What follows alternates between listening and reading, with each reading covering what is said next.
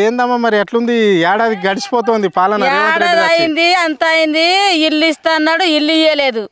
pencil ఇస్తా అన్నాడు pencil ఇయ్యలేదు మళ్ళా రైతు బంధు ఇస్తాను రైతు బంధు ఇయ్యలేదు ఏ పని చేయలేదు మా దిక్కు పైసలు కూడా మాఫీ చేయలేదు రుణమాఫీ కూడా చేయలేదు ఎంత నీకు ఎంత ఉందమ్మా బ్యాంకుల అప్పు నాక 1,00,000 ఉన్నది అంటే కాలేదా ఇంకా మరి 2,00,000 దాకా చేస్తున్నామని ఏడ చేసిండ్రు అది లేదు ఇది లేదు అని తిరిగి తిరిగి సాల్ అయింది ఇక మూల కూర్చున్నాం అయిపోయి మరి ఎట్లుందమ్మా కేసీఆర్ పాలన ఎట్లున్నది కేసీఆర్ మంచోడు మరి కేసీఆర్ ఇంతకో మంచిగా చేసిండు మాకు ఇప్పుడేమున్నది కష్టం చేసిందాక ఆ ఊరికెళ్ళి ఈ ఊరికి వచ్చి పని చేసుకుంటున్నాము అవమ్మా ఇందిరమ్మ రాజ్యంలో మహిళలకు కష్టం లేదు అని చెప్పేసి కష్టమే దునియా కష్టం అవుతున్నది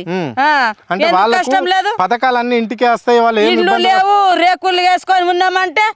ఇస్తామమ్మా ఇల్లు కూడా ఇస్తామంటే మా రేకులే ఉన్నాయి ఏడిచ్చిండ్రు ఇండ్లు లేవు ఏం లేవు ఇప్పుడు ఏడాదాయే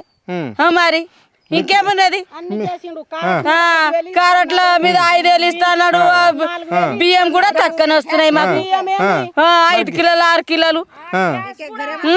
గ్యాస్ ఇస్తాడు గ్యాస్ కూడా లేదు 500 గ్యాస్ ఇస్తాడు గ్యాస్ కూడా ఇయ్యలేదు ఏమి ఇచ్చిండాలి గ్యాస్ కూడా ఇయ్యలేదు అదే 1,000 రూపాయలు 11 కష్టం చేయాలి తీసుకోనాలి మరి ఇంకేమున్నది అంటే మహిళలు ఉన్న వాళ్ళకు 2,500 ఇస్తున్నారు ఒక మహిళకి ఇంట్లో జరుగుతుందా లేదు లేదు లేదు గ్యాస్ కూడా లేదు కరెంట్ బిల్లు లేదు కట్టినాం ఇప్పుడే మొన్ననే కట్టినాం 2,500 కట్టినాం